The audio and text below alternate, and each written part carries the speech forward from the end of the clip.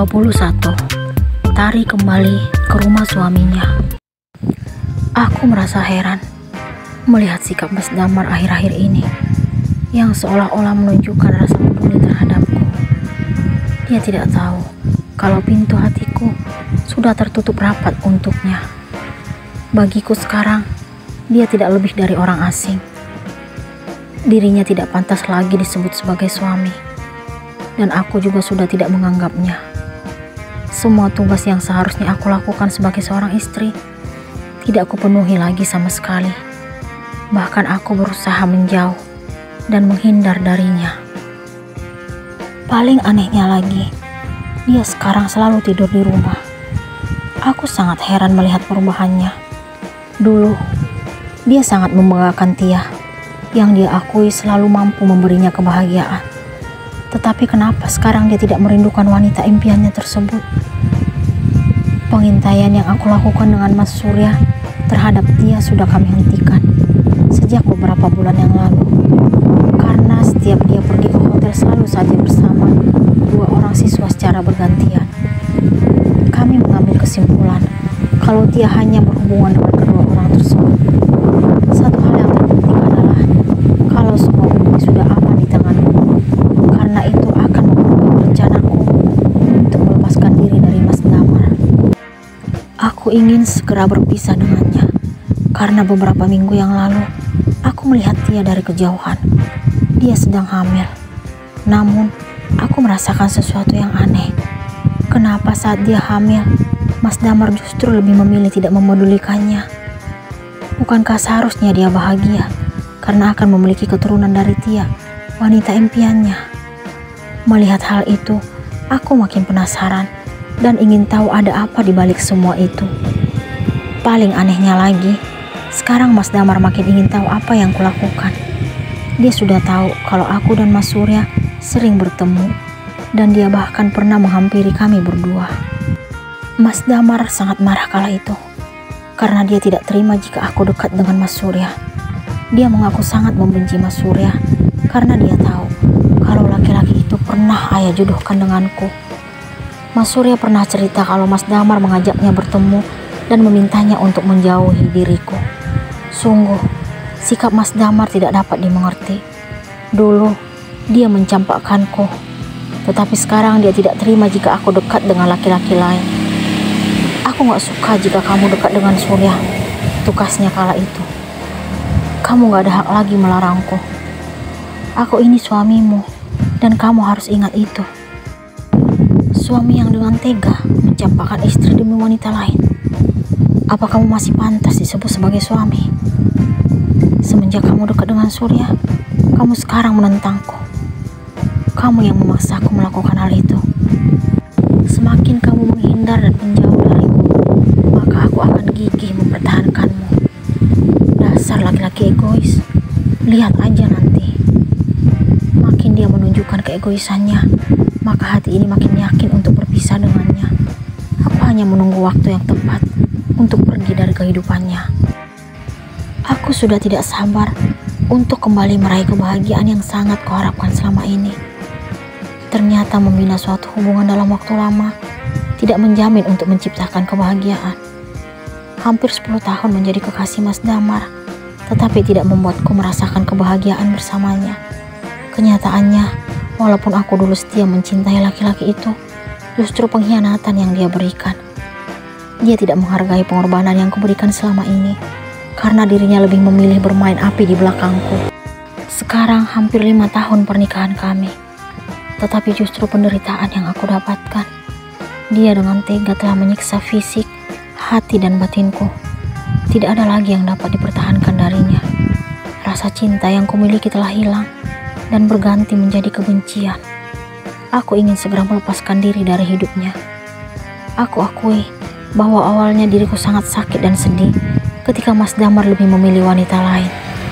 Tetapi untuk sekarang, rasa sedih itu sudah tidak ada, karena telah berganti dengan rasa bersyukur, karena akhirnya mengetahui sifat buruknya. Aku merasa bahwa hidupku sekarang jauh lebih bahagia daripada beberapa bulan yang lalu. Seperti biasa, Mas Surya yang selalu berhasil menghibur dan menghapus kesedihanku, Hari ini kami kembali bercengkrama dan menikmati indahnya sore hari di tempat yang biasa kami kunjungi. Aku merasa nyaman jika sedang bersamanya. Bagiku, dia adalah penolong yang sengaja dikirimkan untuk mengatasi semua masalah yang kuhadapi. Saat kami sedang asik bercengkrama, tiba-tiba kami melihat Tia sedang berdiri di depan supermarket. Dia memandang ke dalam salah satu tempat makan yang berada tepat di samping supermarket tersebut. Ternyata orang yang Tia lihat adalah Om Rudi dan keluarganya. Tatapannya penuh dengan kebencian. Aku sangat heran melihat sikapnya. Tanpa pikir panjang, aku dan Mas Surya berencana akan menemui 2 orang siswa yang sering bersama Tia di hotel. Kami akan segera bertemu mereka ataupun salah satunya. Aku ingin menanyakan langsung kenapa dulu mereka sering bersama Tia di hotel. Keesokan harinya, setelah kepulangan anak sekolah, kami segera menemui salah satu siswa yang sering bersama Tia. Mas Surya memintanya masuk mobil. Awalnya, dia menolak karena mengaku takut bertemu orang yang baru kenal. Akan tetapi, aku menjelaskan secara perlahan dan berjanji untuk memberikan imbalan jika dia bersedia memberikan informasi penting yang ingin aku ketahui darinya. Informasi apa yang ingin kalian dapatkan dariku? Tanyanya setelah mobil meluncur meninggalkan sekolah itu. Informasi tentang salah satu guru di sekolah kamu. Jawabku penuh semangat. Siapa? Tanyanya ingin tahu. Tia. Apa yang harus kujelaskan tentang Bu Tia? Kenapa kamu sering pergi bersamanya ke hotel? Apa tujuan kalian? Aku hanya mempertemukannya dengan pengelola sekolah. Maksud kamu Om Rudi? Iya, Pak Rudi. Aku terkejut mendengar penuturan siswa tersebut. Sungguh, aku tidak percaya kalau Om Rudi yang aku banggakan karena sayangnya terhadap keluarga ternyata melakukan pertemuan di dalam hotel dengan Tia. Apa yang mereka lakukan? Kamu tahu apa yang mereka lakukan di dalam hotel? Rasa penasaranku makin memuncak. Awalnya aku nggak tahu, tapi karena rasa ingin tahu semakin besar, aku mencari tahu. Pernah suatu hari saat sudah mengantarkan Tia masuk kamar hotel, aku sengaja menguping setelah mereka menutup pintu. Mereka berbicara sangat mesra dan sering mendengar suara rintihan dari dalam. Penjelasan siswa itu sudah cukup jelas untuk membuatku mengerti dengan apa yang Tia lakukan dan Om Rudi di dalam kamar hotel. Setelah mendapatkan informasi tersebut, aku dan Mas Surya pun mengantarkan siswa itu pulang ke rumahnya dan memberikan imbalan yang telah kujanjikan. Terus terang, aku tidak ingin percaya dengan apa yang telah Om Rudi lakukan. Tia ternyata wanita yang jauh lebih kejam dari yang kuduga dan bayangkan. Apa mungkin Mas Damar sudah mengetahui perbuatan Tia hingga dia tidak bersedia lagi bertemu dengan wanita itu? Ini seperti mimpi bagiku, karena ternyata wanita yang dulu pernah kuanggap sebagai sahabat tidak lebih dari seseorang yang dengan tega berbuat tidak pantas dengan suami orang lain, dan jelas-jelas orang itu adalah salah satu anggota keluarga suaminya. Ternyata penderitaan yang aku alami juga dirasakan Tante Widi. Derita dari perbuatan wanita yang sama, yaitu Tia. Kalau memang Mas Damar sudah mengetahui semua ini, aku sangat yakin kalau kejadian ini yang telah mengubah sikapnya. Pantas saja dalam beberapa bulan ini, dia mengaku ingin memperbaiki hubungan kami. Ini jawaban dari semuanya. Mas Damar tidak tahu bahwa sampai kapanpun pintu hatiku sudah tertutup rapat dan tidak mungkin menerimanya lagi. Beberapa bulan yang lalu, aku pergi dari rumah dengan membawa semua pakaian yang ada di kamar kedua. Mas Damar tidak tahu kalau aku pergi untuk menenangkan diri ke rumah salah satu saudara yang ada di desa. Tujuanku juga ingin menceritakan apa yang kualami kepada bibi dan paman yang sangat menyayangiku. Mereka memberikan solusi agar aku tetap bertahan sebelum kesehatan ayah benar-benar pulih. Mereka juga menceritakan keadaan ayah yang makin membaik.